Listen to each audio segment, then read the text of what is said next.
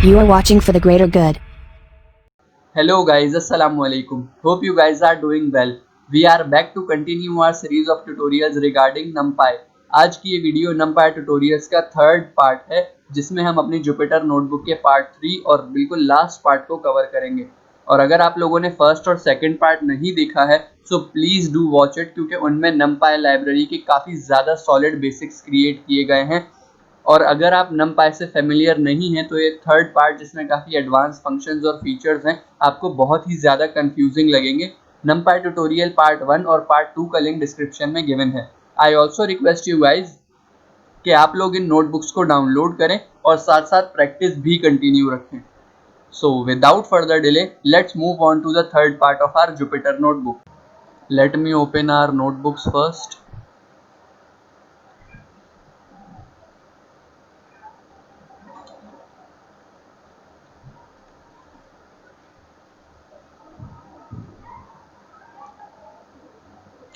As you guys can see, we have 3 parts over here. First and second part हमने cover कर लिया है अपनी फर्स्ट और सेकंड वीडियो में। अब जो थर्ड वीडियो है उसमें हम अपना थर्ड पार्ट कवर करेंगे। यहाँ हमारा सबसे पहला टॉपिक है फिल्टरिंग। अच्छा, फिल्टरिंग में हमारे पास होता क्या है कि हम NumPy के किसी भी एक एरे में किसी एक पर्टिकुलर वैल्यू के अकॉर्डिंग जो है वो अपनी लिस्ट को अपने एरे के आइटम्स को फिल्टर कर सकते हैं। कैसे? फॉर एग्जांपल मेरे पास एक एरे है जिसमें ऑलमोस्ट 100 एलिमेंट्स हैं और मैंने कहा कि भाई मुझे जो है वो इन 100 एलिमेंट्स में जो है वो मैक्सिमम नंबर ये चाहिए या कोई और चाहिए।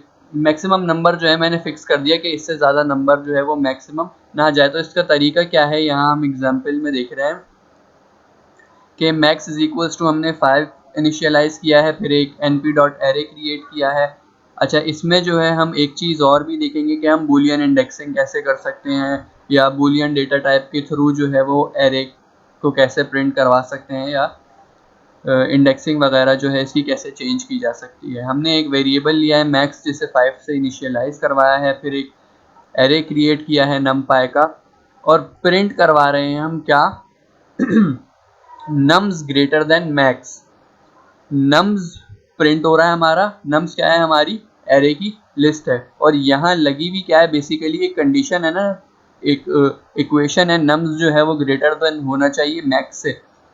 तो इस लाइन के थ्रू हमें आउटपुट क्या मिल रहा है? हमें आउटपुट मिल रहा है बूलियन में। यहाँ अगर आप लिस्ट को देखें तो हमें मैक्सिमम वैल्यू क्या है? 5 और लिस्ट का फर्स्ट आइटम क्या है? 1। तो nums हमारा ग्रेटर है मैक्स से, तो ये लिस्ट का आइटम मैक्स से ग्रेटर है, नहीं है तो यहाँ फॉल्स आ गया। 4 भी नहीं है, फॉल्स आ गया। 10 ग्रेटर है तो ट्रू आ गया। फिर -1 भी नहीं है ग्रेटर तो फॉल्स आ गया।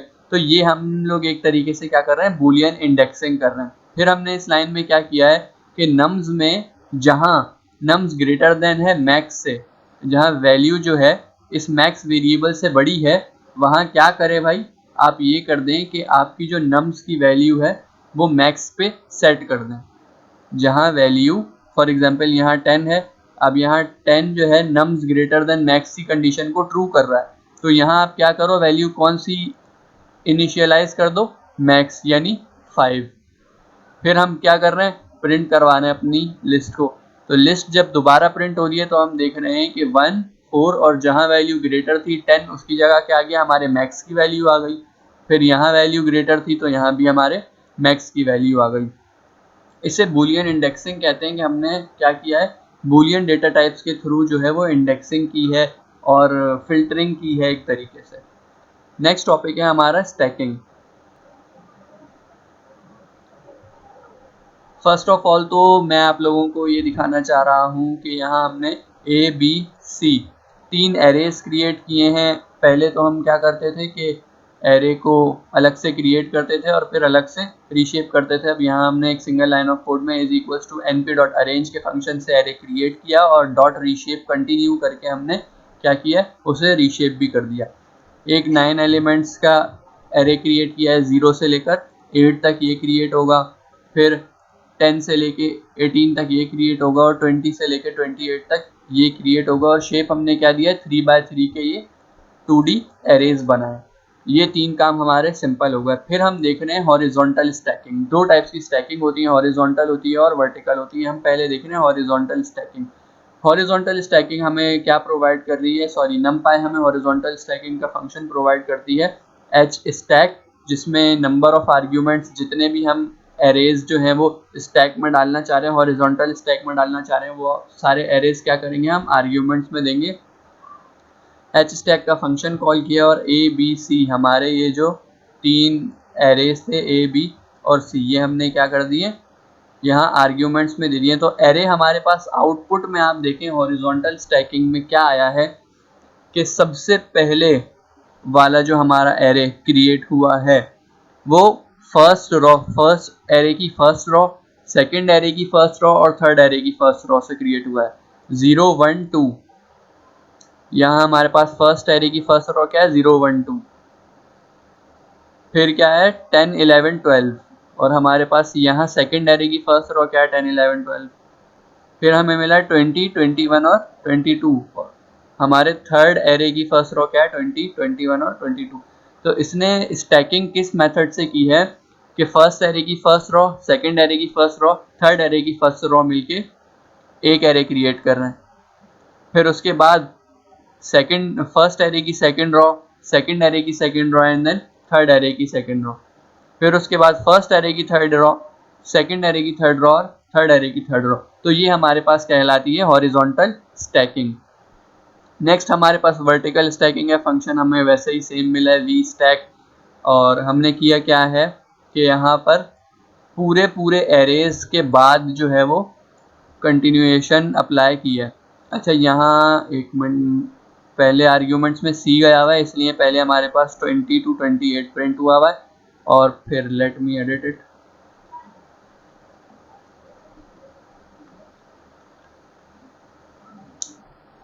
सॉरी,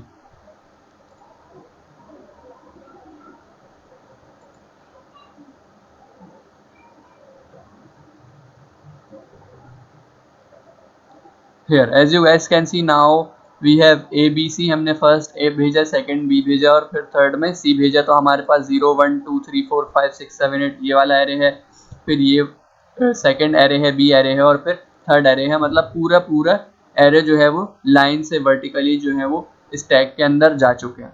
तो मेन सिंपल डिफरेंस यही है हॉरिजॉन्टल और वर्टिकल स्टैकिंग में। नेक्स्ट हम देख रहे हैं वेक्टर्स। वेक्टर्स हमारे पास 2 टाइप के होते हैं, रॉ वेक्टर्स होते हैं और कॉलम वेक्टर्स होते हैं। अच्छा 1D एरे के वेक्टर्स में या 0 रैंक एरेज में हमारे पास प्रॉब्लम ये आती है कि हम उनमें ये आइडेंटिफाई नहीं कर पाते कि ये रॉ वेक्टर है या कॉलम वेक्टर है। क्यों? क्योंकि उनमें डायमेंशन ही एक होता है, तो रॉ या कॉलम का तो कोई कॉन्सेप्ट ही नहीं होता। इसीलिए बेहतर ये है कि हम वेक्टर्स को जो है वो as a 2D array initialise करवाएं। तो यहाँ हम देख सकते हैं कि फर्स्ट हमने एक वेक्टर क्रिएट किया है और सिंगल डायमेंशन का वेक्टर क्रिएट किया है मतलब 1D वेक्टर है, उसे प्रिंट किया है, शेप प्रिंट किया है। तो हमारे पास ये एरे और हमारा शेप प्रिंट होके आ गया। इसमें हम कहीं से भी पता नहीं लगा सकते कि ये बनाने वाले ने रॉ वेक्टर बनाया या कॉलम वेक्टर बनाया। नेक्स्ट हमारे पास है raw vector. Raw vector create करने के लिए हमें ऑब्वियस सी बात है जितनी रॉज क्रिएट करनी है उतना यहाँ पर रॉ नंबर आ जाएगा और फिर उतने यहाँ पर कॉलम नंबर्स आ जाएंगे। रॉ वेक्टर हमारे पास लीनियर एरे की तरह ही, दिखने में तो लीनियर एरे की तरह ही है, प्रिंट किया है और फिर उसका शेप प्रिंट किया है ये हमारा एरे है और ये हमारी शेप है। रॉ वेक्टर क्रिएट करने के लिए ये यूज़ किया है हमने। शेप क्या दिया है 1,5, रॉ नंबर्स कम और कॉलम नंबर ज़्यादा। कॉलम वेक्टर में हमारे पास इसका उल्टा है कि कॉलम नंबर 1 और रॉ नंबर्स ज़्यादा।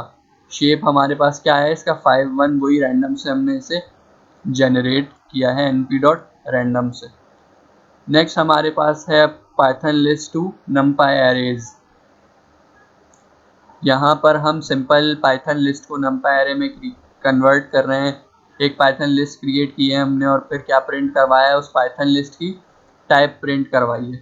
क्या टाइप आई है हमारे पास, क्लास लिस्ट। numpy लिस्ट में np.array करके जैसे हम array क्रिएट करते हैं, तो यहाँ लिस्ट हार्ड कोडेड देने के बजाय हमने क्या किया है, बस इस लिस्ट का जो वेरिएबल नेम है वो यहाँ आर्ग्यूमेंट्स में पार्स कर दिया है। नेक्स्ट अब हमने इसकी टाइप प्रिंट करवाई है, तो हमें क्या मिल रहा है, numpy.nd array। क्यों? क्योंकि अब ये जो हमने टाइप प्रिंट करवाई है ये उस numpy लिस्ट की करवाई है जिसमें हमने np.array करके अपनी लिस्ट क्रिएट की है।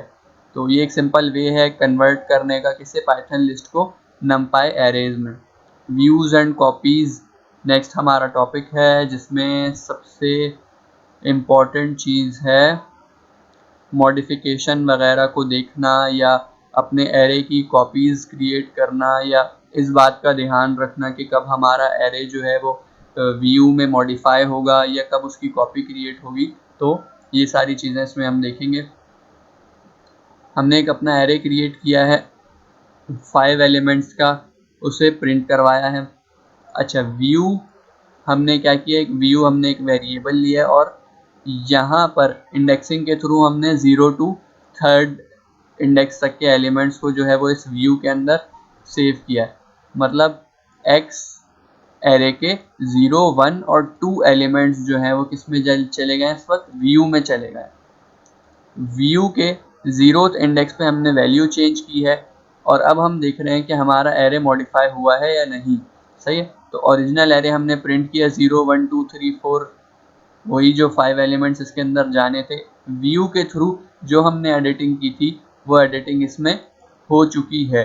इसका मतलब ये है कि हमने व्यू के थ्रू अगर फॉर एग्जांपल डायरेक्टली इस एरे को एडिट कर दिया, व्यू के एरे को एडिट कर दिया, तो हमारे ओरिजिनल एरे में मॉडिफिकेशंस आ जाएंगी। क्यों? क्योंकि हमने यहाँ पर व्यू प्रिंट नहीं किया है, हमने यहाँ पर प्रिंट एक्स ही किया है, अपना ओरिजिनल एरे ही प्रिंट किया है। तो मॉडिफिकेशंस जो है वो व्यू के साथ साथ हमारे इस ओरिजिनल एरे में भी हुई हैं। नेक्स्ट, इन सब चीज़ों से बचने के लिए, इस मॉडिफिकेशन को रोकने के लिए या एक लिमिट तक इस मॉडिफिकेशन को पहुंचाने के लिए हमने किया क्या है, numpy ने हमें प्रोवाइड किया डॉट कॉपी का मेथड। डॉट कॉपी का मेथड ये होता है कि आप व्यू कर रहे हैं अपने एरे को या उसके अंदर ऐसे चेंजेस अगर करना चाह रहे हैं कि जो एक कॉपी बने उसकी और हमारा जो ओरिजिनल एरे है वो मॉडिफाई ना हो, तो सिंपल आप एक वेरिएबल लें और उसके आगे डॉट कॉपी लगा दें, तो वो वेरिएबल क्या करेगा, आपके ओरिजिनल एरे की कॉपी बना लेगा। यहाँ हमने डॉट कॉपी के मेथड से जो है वो एक अपने ओरिजिनल एरे की कॉपी बनाई है और उसे फिर कॉपी को मॉडिफाई किया है।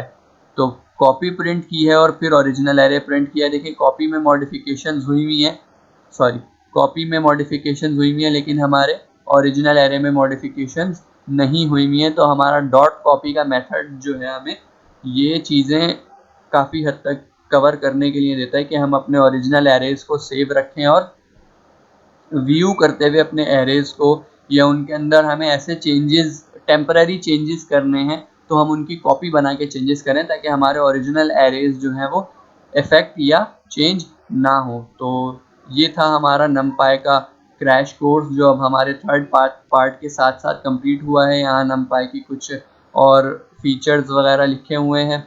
इन नोटबुक्स के थ्रू आप काफ़ी हद तक numpy पर जो है वो कमांड हासिल कर सकते हैं। हमारी ये नोटबुक्स, हमारा numpy का ट्यूटोरियल्स की सीरीज़ जो है वो यहाँ पर एंड हो चुकी है। अगर किसी को कोई बात समझ में ना आई हो, so you guys can ask us in comment section. We will be available for you 24/7. Thank you for watching, guys.